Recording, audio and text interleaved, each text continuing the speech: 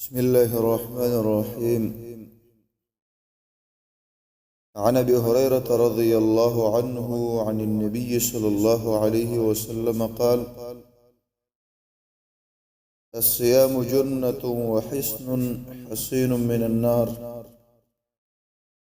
أخرجه أحمد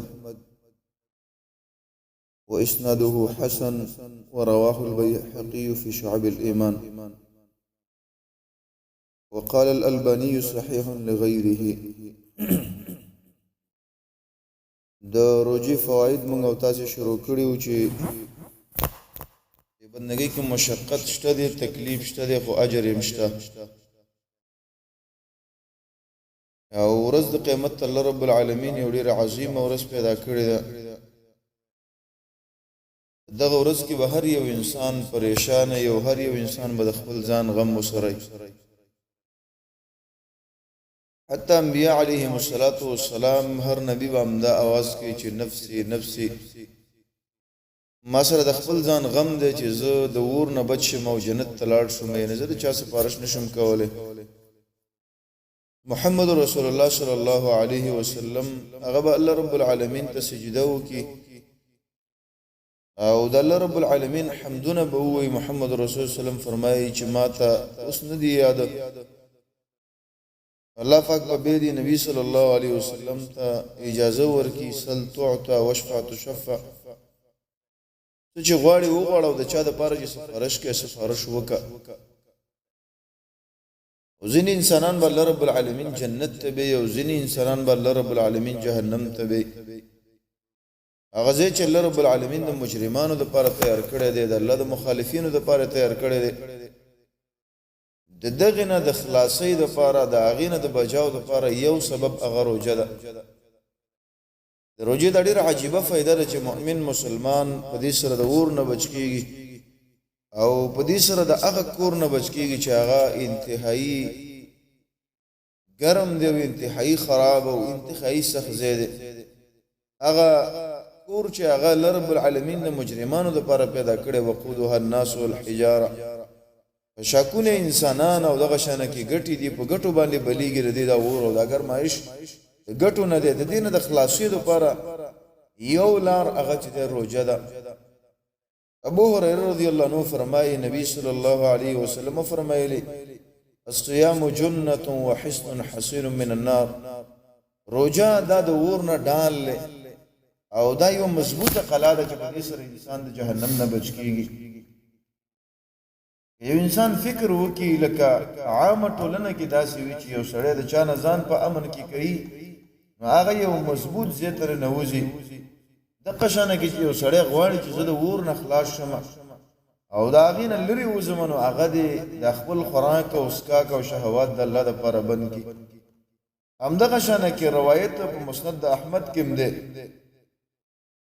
او د هغې روایت سند هم حسن دی.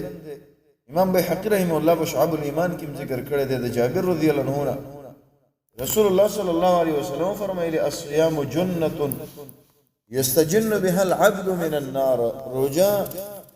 دا د جهنم نه ډال او په دې سره به د انسان ځان د جهنم نه بچ کوي. که یو سړی وغواړي ځان د جهنم نه بچ کړي، نو هغه د په روژه باندې ځان بچ کړي. د دې وجه نه حسن لغیره روایت دی د معاذ بن جبل رضی الله عنه، نبی صلی الله علیه وسلم ته بعض اعمال ذکر کړل، د بعض کارونو فضائل او ته ذکر کړل او به ته رسول الله صلی الله علیه وسلم فرمایلی: الا ادلک علی ابواب الخير. ای د خیر دروازې ته ونخېما، د خیر چابین او کنجره ته ونخېما. به ته نبی صلی الله علیه وسلم فرمایي هغه جواب ورکړي چې الله رسول ضروري وخایا. نبی صلی الله علیه وسلم ته روژه د مؤمن مسلمان لپاره ډال والصدقه تطفئ الخطيئه كما يطفئ الماء النار. او د انسان صدقه د اغنه د ګناهونه د سر رجئی او داسې ختمه لکه څنګه چې سړی په اور باندې اوبه ورړی او هغه مړ شي. دا یو ډېر عجیبه فایده ده په روژه کې. دا انسانان د جهنم نه ساتي او جنت ته داخلي. او بل فایده د روژې دا د عجیبه ورځ د قیامت هغه ورځ ده چې په هغې کې دنیا کې درې قسم خلق دی او درې قسم کارونه چې په دنیا کې د خلکو کارونه سر ته رسیږي یا خدای چې عام دی یو سړي مالی پیسې وسره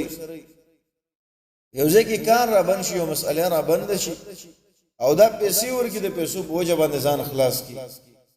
دوی مدار چې کله په دنیا کې یو سړی بند راشي په واسطه باندې خلاصيږي پلان کې سره مې رابطه د ملګرتوب دی او هغه چې دی وظیفه لري په عہده باندې دی په منصب باندې دی هغه بر له ټلیفون کې سفارش وو کې زب اخلاص شمه او دریم چې یو سړی بچ کیږي نو هغه په جماعت او په ډله او په بچو باندې بچ کیږي زما بچی دی او زما ډله چې دی قوي ده زما هغه تنظیم او جماعت قوي دي نو ما باندې څوک نشي راتلی چې زما مقابله وکړي لیکن په ورځ د قیامت باندې دغه درې وړه سفارشین کار نه ورکوي نه پیسې کار ورکوي نه د چا مخ کار ورکوي او نه چې د مطلب اولادونه او نسبونه دغه شانه کې زور او قوت کار ورکوي هر یو انسان ځان لري الله رب العالمین ته په قران کریم کې تعبیر کړی چې یوم یفر المرء من اخیه و امه و ابيه و صاحبته و بنيه هغه ورځ باندې چې سړی به د غرور نه تختی د مور نه به تختی د بچو نه به تختی او د ښځې نه به تختی همدغه شانه کې چې څومره رشته دار دي د پلار نه به تختی ان یو انسان دی هغه ته د بچی څونه محبوب دی څومره ورته ګران دی دنیا کې د بچو لپاره موږ څومره سخت تیرو څومره مالونه ولګټو ځان مشبا ورځي وکړي خو لیکن چې دا بچی زما اسوده وي او دا تعلیم وکي او دا په ښه منصب باندې په غاښ او د باندې لاړ شي لیکن ورځ د قیامت باندې دغه خوږ پلار هغه د بچی نه تختی امام قرطبي رحم الله ذکر کړی دی هغه یو مور براولګي دی بچی ته وای ای زما بچی ایا دا زما سینستا د پاره د خوراک لوخه نو کې نه چې تاسو خوراک کو ایا دا ستاسو لپاره د سکاک لوخه نو چې تاسو شودس کله زما یو نه کې په کار د ماته راکوي دا بچی بوته چې مورې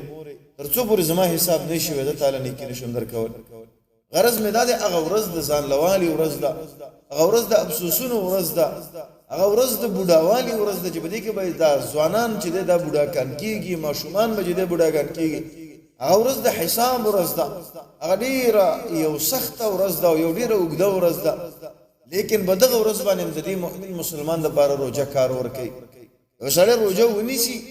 او د الله رب العالمین د لپاره ونیسي دا روزه ورځ د قیامت باندې د انسان د لپاره سفارش کوي عبد الله ابن عمر رضی الله عنه فرمایي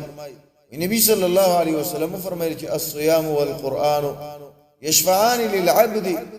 روزه او قران کریم د بنده د لپاره سفارش کوي یوم القیامت ورځ د قیامت روزه څه وي اسم ربا منعته الطعام والشهوه بالنهار فشفعني فيه دا ما د ورځې د خوراکونو نه منع کړو د شهواتو نه منع کړو زما سفارش د مبارک قبول کا ويقول القرآن منعته النوم بالليل قرآن کریم به وای دا ما د شپې د خوب نه منع کړو فشفعني فيه زما سفارش د مبارک قبول کا نو وسدي دوه سفارش بچي دی الله رب العالمین فيشفعان دوه سفارش به قبول کړي شي دا روایت امام احمد راوړی دی همدغه شانه کې امام حکیم ذکر کړی دی او دا روایت امام البانی رحم الله فرمایي چې حسن صحیح روایت دی په ترغیب او ترهیب کې ذکر کړی وګوره د ځان لپاره سفارشین پیدا کول پکار دي په ورځ د قیامت باندې څوک د سفارش نه یو دا روزه وای الله رب العالمین ته چې زما ربا دا سړی د خوراک او اسکاک نه منع کړي او نه خوراکونه کولای شو او نه اسکاکونه کولای شو زبېنی ولما الله رب العالمین زما سفارش د بارک قبول کا بل رابطه د قران کریم سره وساته ځکه نبی صلی الله علیه وسلم فرمایي دویم سفارشي ورځ د قیامت باندې قران کریم دې چې دا به انسان لپاره سفارش کوي د قران کریم تلاوت کول د قران کریم تفسیر زده کول د قران کریم په مجالسو کې کېناستل بل ته خودل دی د قران خدمت ته چې خپل ځان ور کوي خپل بچو ته وقف کوي ان شاء الله تعالی په هغه سخت ورځ باندې هغه د نفسي ولا ورځ باندې هغه د افسوسونو په ورځ باندې با الله رب العالمین تاسو ته سفارشین درکې او الله رب العالمین به تاسو د سختونه د امتحاناتونو وساتي الله رب العالمین موږ او تاسو د جهنم نه وساتي او الله رب العالمین موږ او تاسو ته ورځ د قیامت باندې کامیابی را نصیب کړي والله تعالی توفیق سبحانك اللهم وبحمدك اشهد ان لا اله الا انت استغفرك واتوب اليك